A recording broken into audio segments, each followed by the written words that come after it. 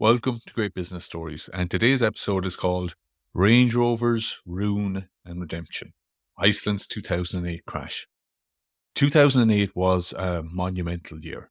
Financial markets collapsed, and many countries, including Ireland, where both myself and Keith live, found out pretty quickly that we'd been living in a bubble. And while the impact of this crash affected so many people around the world, I don't think any other country had such a huge proportion of its citizens affected as adversely as the 370,000 people in Iceland. So in this episode, we examine why Iceland pivoted from its traditional industries into banking, how its economy grew at a breakneck speed, and then how it all came crashing down. I hope you enjoy it, and remember, a new episode is released on the 1st of every month. But please note, this was our second recording ever, so forgive us if we sound a bit raw around the edges. Thank you. Hello. So, hello. So here we are. Morning, Good Keith. morning. The subject today is Iceland. Can I ask what led you to kind of latch on to this story? What drew you to it, and what's the fascination? Well, I've read some books and seen a ton of documentaries on the 2008 financial crisis, and that's a big, big topic. And Iceland was one of the first ones and one of the biggest ones and one of the most prominent ones that happened in 2008. And I thought I can do a story on the 2008 crisis by looking at Iceland, because Iceland would be a microcosm, really, of what happened around 2008. And it is in a way, but then when you read more into it and you see statistics like 97% of the banking sector collapsed within 3 days, 75% of the companies in Iceland had to be restructured. Nearly every citizen's mortgage and loans doubled, and in some cases tripled overnight. I kind of realized, okay, no matter how bad it was for us in Ireland, for people in the US or people in the UK, in Iceland, nearly every adult was affected a lot more severely and a lot more suddenly than in anywhere else in the world. So that made it a really, really and I guess it's a relatively small population as well. So I mean, the pain is felt pretty much universally then, right? It is, and it's that smallness that creates the crisis. It was caused, obviously there was a huge bubble, but it's because it's a small country with just 370,000 people. One of the red flags that we'll talk about is this sense of cronyism that happened between the business people and the banking sector. So it's a very interesting story overall, I think, because it's so unique, because of, as I said, the suddenness of it, the severity of it, and the fact that every single citizen, more or less, was affected. And I suppose from today's remove, looking at the country now, the stability, the growth, the relative prosperity, the boom in tourism, it's hard to really appreciate it at how severe it was, really. It does, and we mentioned the smallness of it. Part of the reason why they were able to recover so quickly as well. They are a small economy, and you mentioned the tourism sector there, which we'll probably talk about again later on. They have an abundance of natural resources. I was watching a documentary called Ransacked on the collapse of Iceland, and it was very interesting. And it starts off with a guy who says, we were doing well before we started privatizing the banks and all that. Why did we become so greedy? And they were doing well, and now they're continuing to do well because they have this abundance of natural resources and tourism. They don't need this thriving financial sector that they did have, and that caused all this chaos. And where would you start the story of Iceland in this context? Would you go immediately before the crash, or? Yeah, I would start it off at, well, if we looked at it just before the crash, okay, so before the crash, the economy was, and as we said now, is dependent on its amazing natural resources. It's got fish, it's got cheap energy due to the fact that it's one of the most geologically active regions in the world. And when you combine it with their abundance of hydroelectric power, it produces more electricity per capita than anywhere else in the world. I mean, their electricity bills, I think, average at $30 a month. And this is a cold place, Yeah. so The heating's on that's all the cheap. time. And it is, yeah, the heating's on all time. And I remember reading the Michael Lewis, he had a great article, Michael Lewis of Liar's Poker. He had a great, kind of sneery article, as he can be sometimes, but still very, very interesting one, where he was in Iceland and he said the water there is so hot. He said it's just boiling. He said there's so much energy coming through that the radiators make this big loud noise every morning because there's just so much power going through their electrical systems. But because they have this cheap energy, they've built this huge aluminium industry as well. You've got to remember, like 370,000, tiny nation, but yet they're the 15th largest producer of aluminium in the world. So they had all this going for them. So what happened? Yeah. I mean, if you were to pin it, then it's unfair to pin it on any one person, but I'm going to do it anyway. If you are to pin it on one person, you'd have to say that it was the Prime Minister David Odson, who was Prime Minister from 91 to 2004. And he was very much a follower of Ronald Reagan's and Margaret Thatcher's privatization ideas. And he didn't want he didn't want Iceland to be dependent too much on the industries that they had. Now, part of me is thinking, why not? They have fishing, hydroelectric power. These are great industries, but he wanted to broaden their horizons. And he started doing this when he came into power.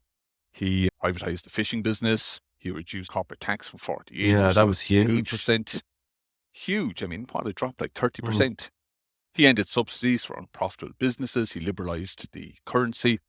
And then around the turn of the decade, around 2000, he started the privatization of the three major banks, Landsbanki, Kaupthing, and Gibson. And just to stop you there, I suppose on face value, you could see a lot of this as market reform. Is it just that he moved too aggressively, too quickly? It looks like there's a few different factors. I mean, you're right. There's nothing wrong with privatization. It cuts a lot of the fat and bureaucracy. It makes the businesses answerable to shareholders. Nothing wrong with that in theory. Yeah. But what happened in Iceland shows what goes wrong when privatization is handled badly, I suppose. And there are a few big red flags. Now, one of the criticisms that I saw, including in Michael Lewis's article, was that, and again, it was a bit sneery. They were saying they privatized the banks and these Icelandic people had no, experience in international finance. And I was kind of going, yeah, well, Wall Street has plenty of experience in international finance. They went bust in 2008. Yeah. They went bust in 2000 with the dot-com bubble. So this idea of, they didn't have any financial experience, I think is a bit arrogant when you look at the cock-ups that Wall Street makes. But there were still some big, big red flags.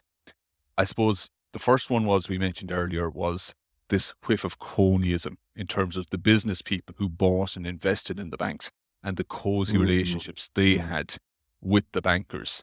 See, these business people, they saw their investment not just as a straight up investment, but they also saw it as a strategic move, in that they could use their influence as large investors and part owners to facilitate loans that would help them buy assets. And they wanted to buy assets overseas as well, right? Oh, they went nuts. They went crazy. They, if you look at by 2007, Icelanders owned roughly 50 times more foreign assets than they had in 2002. Yeah. And I think they were as well, they were the biggest international owner of businesses in the UK as well. I think it was crazy. Talk about kind of punching above your weight. It was. And I mean, we'll talk a bit more about why they thought they were so good at buying these businesses, which is a very interesting topic that I'm sure will make all Icelanders cringe. But yeah, that was one of the big red flags. Like they saw the banks as their personal piggy banks. And because they had this close relationship with the bankers were just throwing money at them to buy all these assets with very little due diligence, very little regulation. And on top of this, the bankers were also giving them money so that these shareholders, stroke owners, stroke investors could also buy the bank's shares as well to prop up the banks. And that's something the banks did as well. The banks were also big buyers of their own shares. And I know Yeah, I read to just prop up their Jared banks. Bidler's book, who he's kind of been on the inside track from within a bank to within the regulator. And as he kind of unpeeled that onion, it was layer after layer of interconnected share dealing and market manipulation, really, as much as anything else. That was it. Yeah. So that was one big red flag, this cronyism and this very little regulation going on between the shareholders and the bankers. Another big red flag was what they called inflation targeting. This is the monetary policy that the Icelandic government had. Now, I'm really not going to pretend to understand how it works because I'm not an economist, but essentially it resulted in interest rates in Iceland being very high, 15%. And this made the krona a destination currency, what they called the carry trade. And it's where speculators would borrow at a low rate, say 3% in Japan, and then invest it at a high rate in Iceland at 15%. So you could see how they made money. And as long as the money flowed in and its big banks and currencies remained really strong. And then I think the banks leveraged that for consumers as well by establishing saving accounts in the UK for the regular kind of John Doe on the street to allow them to leverage these high interest rates as well. Exactly. Yeah, so we did an Icelandic mortgage calculator exercise. And I'm still trying to get my head around how the repayments are calculated. That this index linking appears to be kind of directly linked to inflation, perhaps. So the banks are trying to keep pace with inflation and baking this into your mortgage repayments. And it was crazy. Yeah, but it still exists. I still... Yeah. Do they still do it? There's still a live calculator where you can go in and calculate your payments. So it's very hard. I think Jared Bidler spoke about it in his book, where what he said was it makes personal financial planning or financial planning as a family extremely difficult. So in other words, every month your repayments could fluctuate. Yeah. And the total amount repaid at the end of your period could be 5-10 times your original principal. So it becomes crazy and it accumulates. So at the end of the period of your mortgage, your payments are hugely significant because all of that interest is accumulating up towards the end, as I understand it anyway. And again, like yourself, I'm no expert in this, but it's hard to plan anything. To be nervous when you're looking at repayments. Yeah, to be virtually impossible. Yeah, I think that's part of the problem with Iceland when I was looking at it, is that it's the second smallest country in the world with its own monetary policy and currency after Seychelles. And an awful lot of economists say if you're a country under 2 million people, you shouldn't have your own currency in your monetary policy. It's just crazy. You're too small. And obviously index-linked mortgages, like what you're talking about there, is a result of having that small economy, that small monetary policy. But as I said, I'm no expert in it. But what I do know is that because there was so many people taking out loans during this bubble, the statistics are just off the charts. There was more Range Rovers sold in Iceland during the boom than there was in Denmark and Sweden combined. And Denmark and Sweden have a population 50 times the size of Iceland. The house prices in Reykjavik tripled over 3 years by 2007. The average family was 3 times richer in 2007, Icelandic family, than it was in 2003. So the standard of living just went through the roof. Yeah. If you don't realize you're in a bubble, then there's something wrong. It's interesting. There's an anecdote in the book, in Jared Bidler's book, where he's talking about going to the airport, because of course he's not Icelandic, and he's going home, flying back to Boston, I believe it was, and surrounded by Icelandic people where it's lots of empty luggage, and then meeting a friend and going to an out-of-town mall to catch up and meeting the same people around the Boston area that he saw on the plane. And because the currency and economy is doing so well at that time, these people are frantically buying branded goods, which were very difficult to get. I guess because of the small population, there wasn't a lot of high street stores, and buying huge amounts of stuff.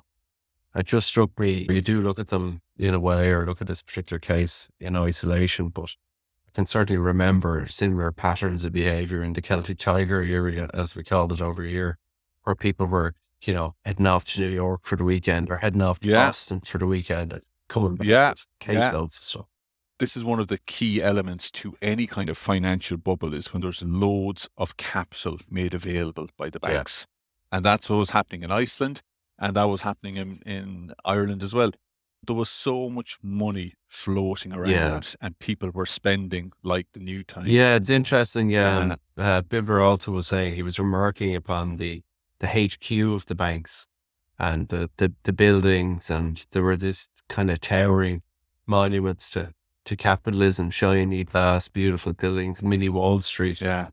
And as his career progressed and he moved into the financial regulator and investigation, or he contrasted against these drab sort of temporary partitions blocking in your cubicles, looking out at these banks that cause so much destruction.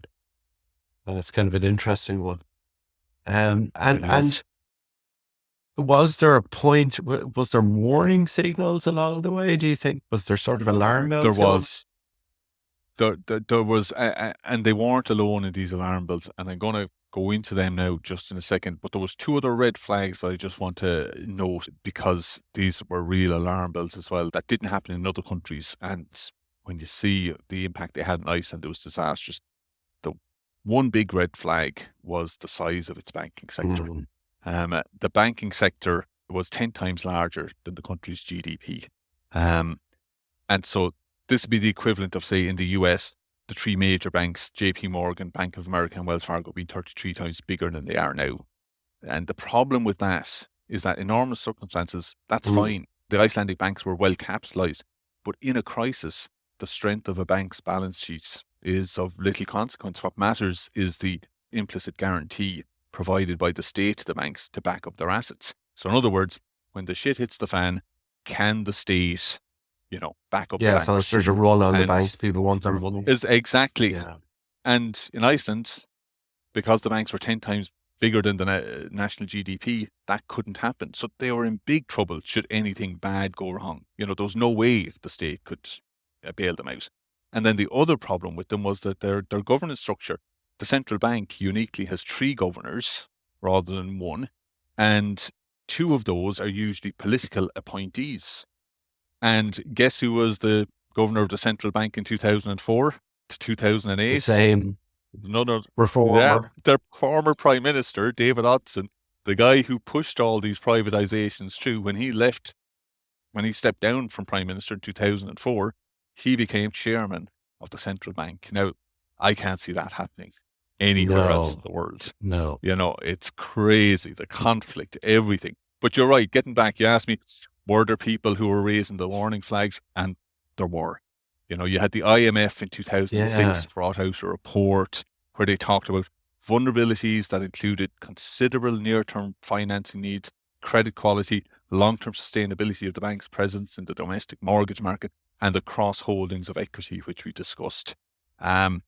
You had Lars Christensen of Danske Bank, the largest bank in Denmark. He came out in 2006 and said that the economy in Iceland was growing at an unrealistic pace and was on a collision course with disaster. You had Joseph Stiglitz, Nobel Prize winner, who personally warned the Prime Minister in a report that because of Iceland's small economy, it was really vulnerable to an economic shock. And there was many, many more. I'm sure you probably came across them in Bibler's book as well. Yeah, but I guess there was plenty of sort of warning signals over here as well as in the States. I guess loads of canaries in the coal mine, but if you're living the highlight as an ordinary consumer in the street, things are going well. Maybe the extent to which you absorb that information or pay attention to it, or even if you're alarmed by it, you can do much about it, is probably reasonably limited. This is it. Like when people say to Iceland, you had loads of warnings. What were you doing? So did Ireland. Yes. So did America. I watched a great documentary. It was called Inside Job on the subprime mortgages in the USA, and they had prominent economists coming out, and they were well publicized. In Ireland, we had probably our best-known economist, David McWilliams. He brought out a book in 2005 called The Pope's Children, which warned us that the housing market was a bubble. There wasn't going to be any soft landing. We were headed towards crisis. And that book wasn't just the best-selling non-fiction book of the year, it was the best-selling non-fiction book of the decade. Okay, so people read it, Yeah. He brought out a documentary the following year on TV. 36% of the adult population watched the documentary. So we all got the warnings. Yeah. And now when I say we, I'm not saying everybody partied, but we all knew it. And yet the buying still... So we were engrossed in the book as we sailed over the abyss. Yes, exactly. And when people say, oh, well, the politicians and the bankers, they should have known better. Yeah. Yes, they should have, but they had a vested interest. And I wonder, is it because everybody had a vested interest? Everybody was at the party having a good old time and they just didn't want the party to stop. I don't know. As well, there's this sense of, probably it's present in every country, this sense of sort of exceptionalism. There was often that term, we're the greatest country in the world, Ireland. And there was, I remember in Ireland, we had this pride. Our builders and investors, they're taking over the world. They're buying office blocks in Mayfair in London and in New York. Aren't we brilliant? But I suppose what was different about Iceland is that while we might have kept that internally to ourselves, we might have thought, yes, we're great. In Iceland, and I know they're going to be cringing about this, they actually did have this idea of Icelandic exceptionalism. And they didn't just keep it internal. Yeah. Like their president went around the world talking about Icelandic exceptionalism. There were research projects in the universities that explained Icelandic exceptionalism. This was actually a philosophy that they believed in. And it was a belief founded on the premise. I mean, it's funny when you think about it now. And as I said, I know the Icelandic people are probably... Yeah, I'm not familiar with this at all. Well, the premise is that because of Iceland's ever-changing weather, right? Stay with me here. They're inherently well practiced in the art of making quick decisions. And this, combined with their informal channels of communication as a result of them being a small state, explained why the Icelandic business model and the Icelandic businessman, and they were all men, was superior. So they believed, so in other words, these Icelandic Vikings, as they were called, corporate Vikings, who used their ranks money to hoover up assets across Europe, including well-known, we talked about high street chains like Debenhams, Woolworths, West Ham. Yeah, West Ham Football Club. So with hindsight, they weren't cunning businessmen, with an eye for an undervalued asset and the ability to size up opportunities quicker than anyone else. For the most part, they simply had easy access to a lot of money as a result of their unusually close relationships with the banks. And so they moved quickly and bought assets at a price that other investors weren't willing to pay. Yeah, it's interesting because almost when you think about what that definition of exceptionalism, it could be also distilled into agile, sort of rapid decision-making, which maybe flies in the face of standard sort of due diligence and sort of investigations into viability. They didn't do due diligence by the sounds of it. They just had a lot of money. They'd easy access. The banks were giving them money. But there was a belief that they were making these quick decisions because the ability to make quick decisions and good decisions was part of in them. Yeah. Interesting. But it didn't work out that way. They weren't. And I'm trying to think about how they drew the money into the country. So they established, I know we touched on it briefly earlier, sort of consumer savings accounts. Were those in Europe or? They were. They were one of the main reasons why they went out to Europe to get these additional savings was because there was a mini crisis. Because even though the Icelandic people and the Icelandic politicians dismissed all those reports from the IMF and all that, international banks and hedge funds didn't. Right. They took note of these warnings. So the hedge funds started shorting the krona, and the international banks, who were their biggest lenders or putting money into Iceland, they started raising their interest rates. So the Icelandic banks, they did what the experts really was telling them to do, which was you need to get more deposits. So they did. They got more deposits by setting up banks like Icesave. Icesave is the biggest example. I think it was launched by Kaupthing. Yeah. It was an online bank which offered UK and Dutch depositors. That's the two markets they went for. I'm not too sure why. Maybe it was their biggest and easiest market. Or deregulated, or particularly the UK. Yes, anyway. I think I think so. Yeah. I think the regulation was a big thing. And so they're offering higher interest rates than depositors could get in these countries, about 2 to 3% higher, with a view to getting more deposits. And they got more deposits. They got 340,000 UK and Dutch depositors, putting in a total of 6.7 billion. So, and let's say stick a pin in iSave because it does make a noticeable difference. And then they use that to essentially fund the other investments, or to allow their customers in the corporate world to fund their sort of lavish spending. Yeah. And it also kept the share price up. The share price of the banks kept doubling year by year by year, which is, again, crazy. Yeah, because they were buying their own shares, right? Yeah, they were. I think I saw a statistic that in 2007, Kaupthing, which had a market value of 5 billion, in that year alone, the bank itself bought something like 1.25 billion of its own shares, And they had relationships overseas when things started to kind of hit the skids a little bit. They had a relationship with a Qatari investor. I don't know if you know that one. Oh, I didn't know about that. So he was buying shares in the bank, which sort of settles people's nervousness and the jitters. But in actual fact, they were funding this loan. That credibility was undermined by the fact that they were using their own money to buy their own shares, and never cost this particular kind of sovereign wealth fund or wealthy individual from Qatar a penny or a krona. Wow. Yeah, so you had that in a lot of cases. You had people buying shares in the bank, not just the bank buying them, but individuals.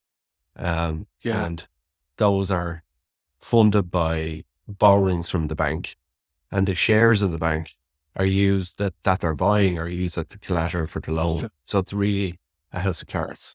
Didn't that happen with Anglo as well? Wasn't that a similar incident with Anglo where they got, the Maple 10, which is something that the listeners wouldn't be aware of. It's a very niche thing that happened in Anglo-Irish, a bank in Ireland, whereby they had a large investor, Sean Quinn, who owned something like 27% of the bank or something like that. He owned too much of the bank, and they wanted him to sell some of it. So they got 10 large property builders, investors mainly, wasn't it, to buy some of those shares, and they lent the money to them. So you have all that happening at the time. And of course, then we reach the crisis point. This is a huge bubble that's just getting bigger and bigger and bigger.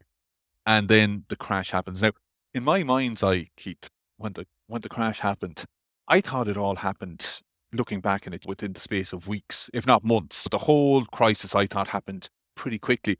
But when I look back on it, it stretched out over 18 months, the whole global economic crisis. Yeah, because when the global one hit with Lehman's in September 2008, that's really when Iceland crashed. But it started in 2007. The subprime mortgage crisis started in Q2 2007. And then it was in 6 months later, in September 2007, you had the run on Northern Rock in UK. So that was September 2007. Then 6 months later, March 2008, Bear Stearns collapses. And then it was another 6 months, 5th September 2008, before Lehman's files for bankruptcy. So the whole thing was stretched over 18 months. Lehman seemed to have grabbed the majority of the headlines for some reason. Maybe it's because of the scale. But it was the scale, and it was also the tipping point. It was when Lehman's collapsed. Now, despite what an awful lot of politicians continue to try and convince themselves and others that Lehman's was the cause of the crash, and if only Lehman's had been saved, then everything would have been all right. This idea of a soft landing, it's just a fallacy.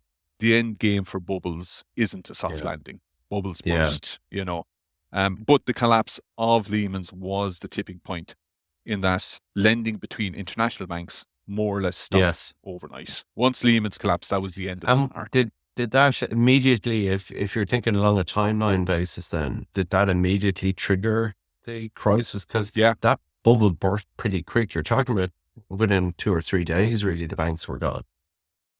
Well, Lehman's went on the 15th of September, and then the Icelandic Prime Minister did his national address on the 6th of October. So 3 weeks after Lehman's. God bless Iceland, sort of speech.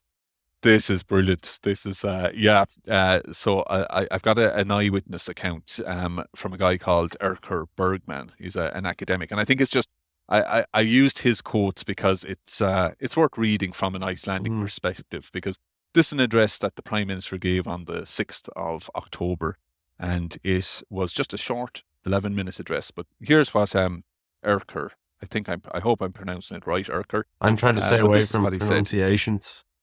I know you'll notice I haven't used many names at all because everything about Iceland is hard to pronounce. But anyway, this is what he says. We are all watching, gathered around TV sets and computer screens in our workplace, in cafes, and at home on that misty afternoon.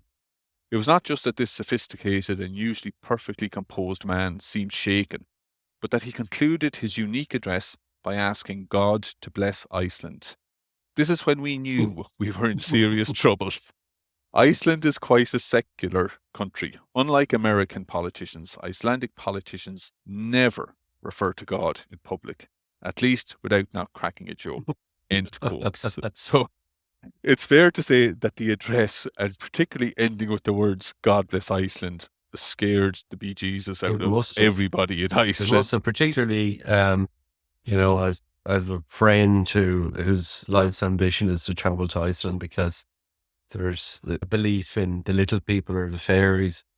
So for anybody with even a fleeting belief in the fairies and little people, to hear the mention of a Christian God must have been a huge alarm call. I probably should have laughed. But when did that happen? When did you?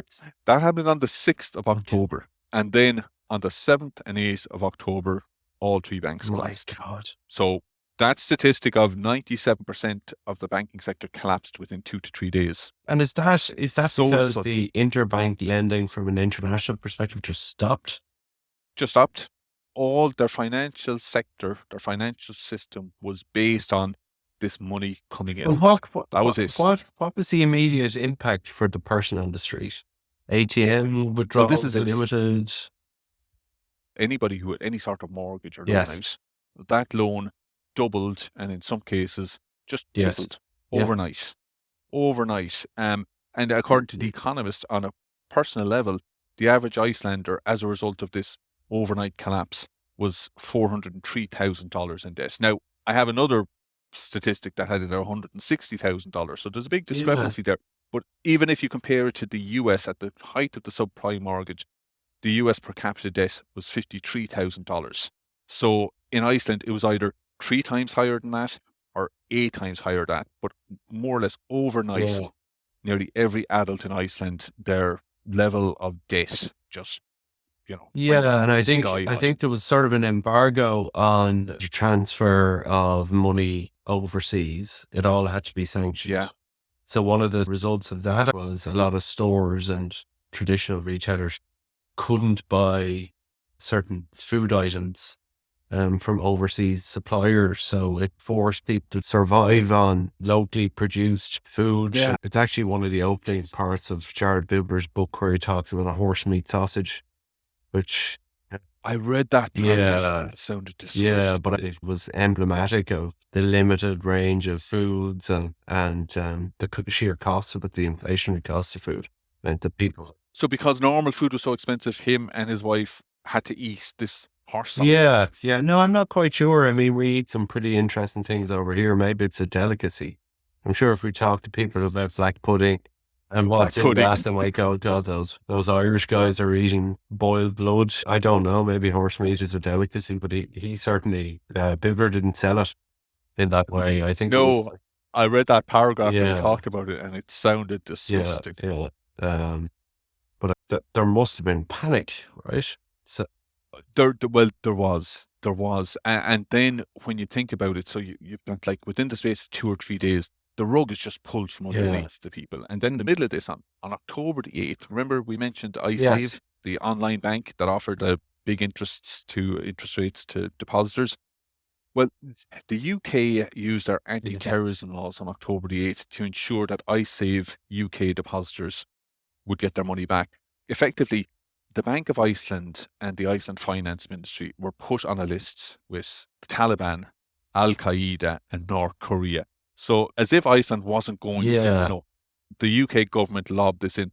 Like, this was a pretty extreme act by the British government towards a friendly nation. Yeah. You got it. Like, Iceland and the UK are friends. Yeah. And now, based on my reading of it, the Icelandic government didn't do themselves any favors in terms of how they handled the immediate crash. But in fairness, I'm guessing they were in a state of shock, and the UK government has every right. Yeah, I think, when I read action. it, I suppose I took a more benign view of it. Looking at Alistair Darling and Gordon Brown, they probably had to make an emergency decision to freeze assets, and that allowed them to freeze those assets and keep them domiciled in the UK. Probably from a branding and marketing perspective, there may have been a different way to portray it, but I guess it gave them, the power to kind of freeze those assets. Yeah, I'm sure the UK government were as panicked as the Icelandic government, and they used this legislation, as you said, to make sure that the depositors were saved. But at the same time, lumping Iceland in with Al Qaeda and North Korea and the Taliban, was not a nice thing to do. And am I right in saying then, in terms of that agility that we were questioning earlier on, I guess it has to be said, in terms of trying to act in the circumstances that we're in, and given the cronyism, this idea to establish a new bank and old bank, that was done quite quickly, right? So to try and right their circumstances. I think it's because of the size. Their size allowed them to move quickly, which was a big advantage. And also they had control over their own currency. But it's not like in Ireland, we were part of the euro. We were very much under the thumb of what our European partners wanted us to do, whereas Iceland had their own currency. So they had this ability to control the situation a lot better than Ireland did. And they did move quickly. On October the 15th, just 9 days after the address by the Prime Minister, they introduced these good banks and bad banks. The good banks, they put all the Icelandic deposits and all that in there. The bad banks were all the foreign deposits and all those bad assets that the corporate Vikings had bought. So that was done. Then they asked for help from the IMF. They got it pretty quickly. They got a loan from the IMF. They also got loan from their neighbours. I think even the UK put in money. So they were still friends, I'm guessing, despite everything that had gone on. And they also, you mentioned there, they put in very strict capital controls, which restricted the movement of money both in and out of the countries. So they did move very quickly. They also did stuff like they increased taxes, particularly on higher incomes. There was spending reductions were made on health and education. Public sector pay was cut, but they didn't touch social benefits. Really? So they were. I guess unemployment was spiked. Unemployment did go up, but again, over the years, they have managed it really, really well. Iceland, and we'll just talk quickly, I suppose, near the end about how they're doing. But now there was a lot of, I didn't go into too much because we're looking at it from a business point of view, but there was obviously huge social unrest. And these protests went on until 2011. It was what was called the pots and pans protests. You'd have 10,000 people outside the parliament banging pots and pans. There was huge civic forums where the politicians themselves would be more or less paraded in front of the citizens and have to explain themselves.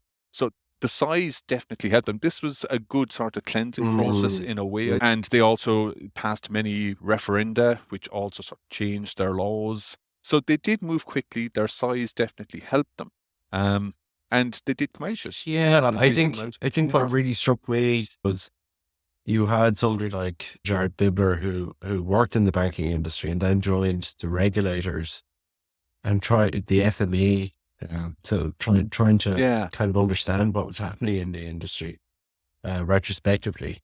So some detective work and sifting through the ashes of the bad banks, ended up meeting some of the same characters in these operative offices after the crash in the new bank.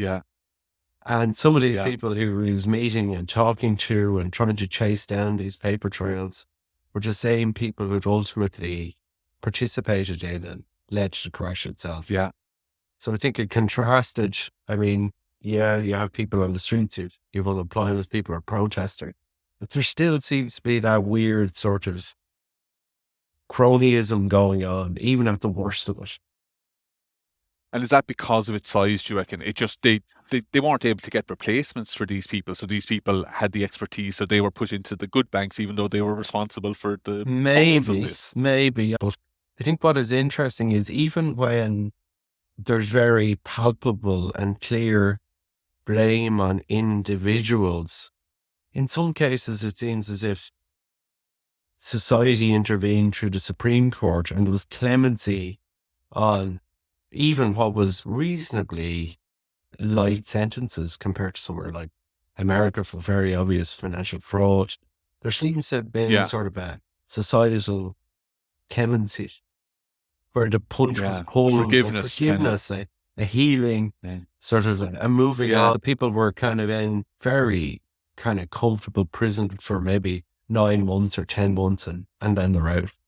And I think, but Iceland is one of the few, and they were put up as the only country. Now, I know Ireland did jail 3 bankers, I think from Anglo, there was Willie McAteer, John Bowe, and Dave Frum were eventually all jailed. But Iceland is still the only country to jail a significant number of senior bankers. I think in total, 26 bankers went to jail, some of them for as much as 5 years. Now, I know what you're saying, and there has been much criticism within Iceland in believing not all of the right bankers were prosecuted. Some of the sentences were too lenient. They got to stay in this really nice open prison. I've seen pictures of it. You know, you'd nearly pay to go on holidays there. It's in such a scenic place. And that may all be true, but at least they recognized that people at the top had to be held responsible, and some justice was served, something that hasn't happened in nearly every other country. I know, I get what you're saying, but 26 top bankers is still for a small country. Like in America, for the subprime, there wasn't one top banker. Not one top banker was jailed. A few lowly people in Goldman Sachs and some other institutions, but they were so far down the chain. Whereas the top bankers, chief executives of the banks, were brought into court, were found guilty, were sent to prison. Okay, you can say nice open prison. Sentence was a bit lenient, but some of them did get 5 years. And I know there's also criticisms. They still got out and held on to an awful lot of stuff. Exactly. Yeah. So maybe it was a cathartic cleansing as a result of that. But it just strikes me as a nation, the Irish aren't particularly good at the pots and pans types of protests. No. Well, certain kind of small pockets of society are maybe, but it just seems to contrast with the punishments that were meted out. But I think it's just interesting from my perspective. These towers and luxury offices, and I wonder really if anywhere in the world has learned their lesson, and are we headed for another one somewhere along the line? Well, I don't think the lesson has been learned. It seems like from all the crises that have gone on, because the people at the top aren't held responsible. And I know I've spoken about, the people knew about it as well and they still partied. But at the end of the day, the people did take responsibility. The people lost their houses. The people had to pay big taxes. The people lost their jobs. Whereas the politicians, if they had to retire, they still retired on fat pensions. The bankers still got their big payoffs. They didn't take responsibility. And I think this is probably, it's a much wider argument or discussion.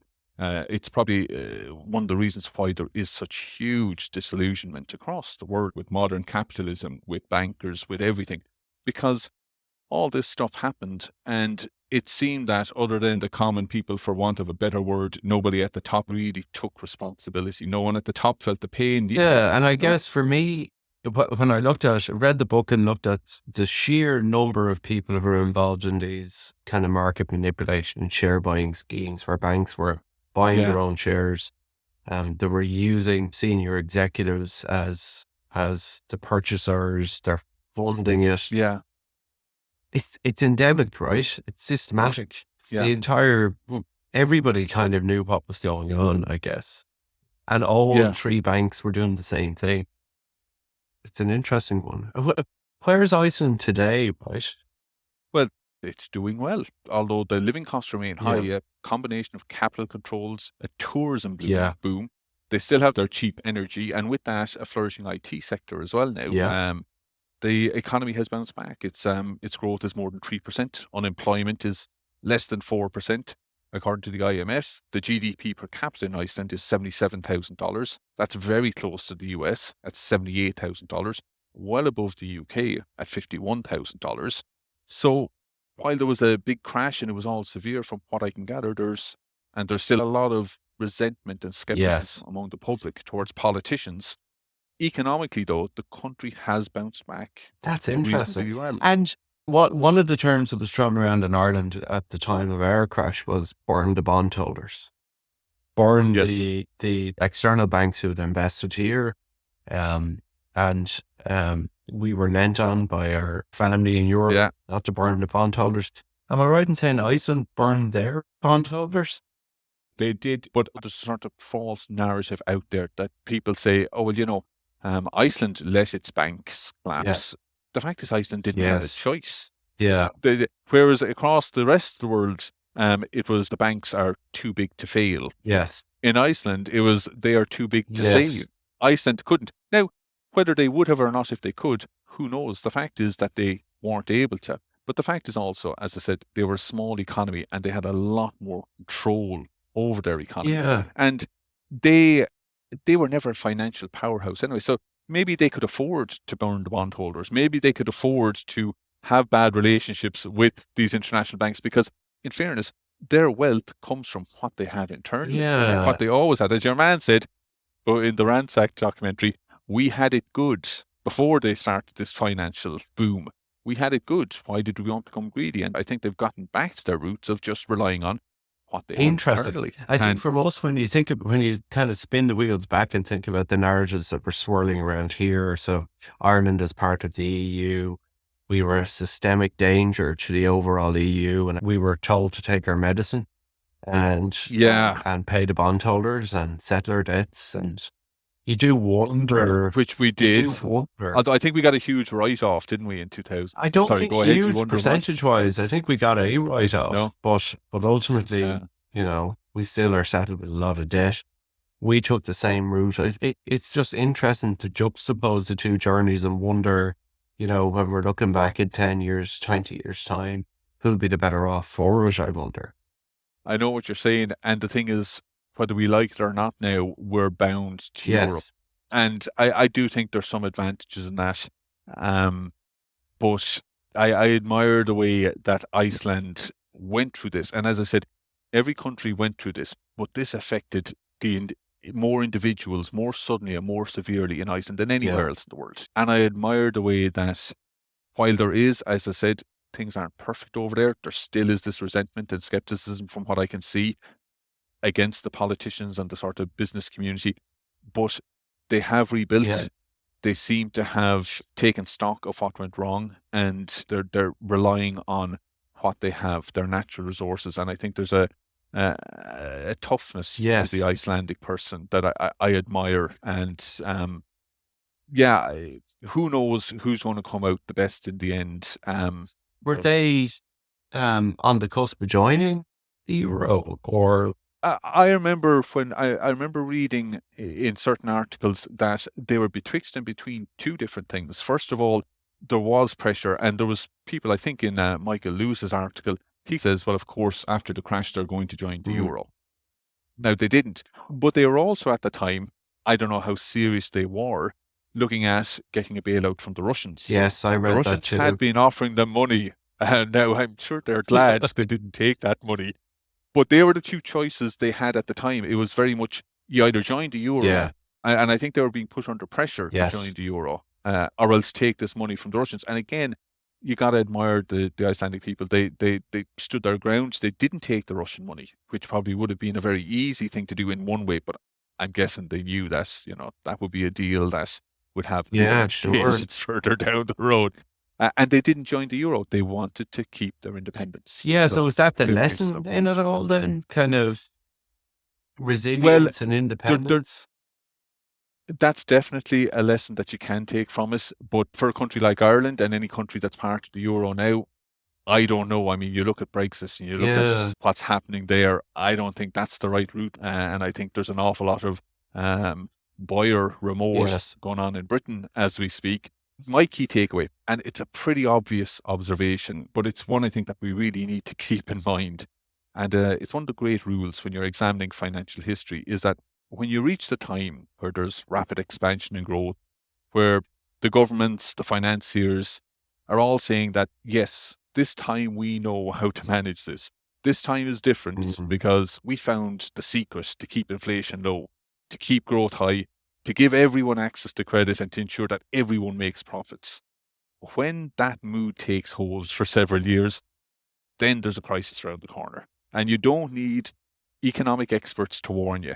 When all of those conditions are in place, watch out and cash in your chips. Because that's what happens in every financial crisis. That's interesting. It's a bubble. It's a bubble, but people are looking at it and all the experts are saying, oh no, this time we know how to manage it. When you start hearing that, when there's loads of capital, David McWilliams, I was reading his articles, he always talks about the key to any bubble is plenty of capital being made available by banks. When everybody is being lent money left, right, and centre, and the economists are saying, no, we're okay this time, inflation is low, we were managing it. When that's happening, get out, cash in your chips. Yeah, because JP Morgan is the savior of the banking system in the US. And there's an anecdote that he went out to get his shoes polished. You've probably heard that before. Oh, this is during the 29 crash. And a shoe shine boy started talking to him about economic policy and what shares to buy. And he immediately ran upstairs and said, if these guys are experts, we need to get out of this. That's interesting. Yeah. What did you take out of it? Yeah, I mean, I admire the resilience. I admire the independent spirit of the people. I was puzzled a little bit by the clemency and the mercy shown to some of these people. Not that I wanted to burn them the stake or anything, but there was ample evidence and a very impressive investigative and prosecutorial system that really nailed these guys to the wall. So I think it's an incredibly impressive story. I think it's a warning sign for banking system scrutiny for everybody. And I think there are some exceptional qualities in every country. But I think maybe one of the learnings here is not to let that sense of exceptionalism go to your head. Yeah, very much so. Very interesting story. Great story. Cool. All right. Good catching up. Well, good catching up as well. And it's your turn next time. Do you have any idea? I was thinking about it this morning, but I'll come back to you on that one. Cool. Alrighty. Listen, Keith, I'll talk to you over the weekend. Cheers. All right. Bye. Take care. Bye.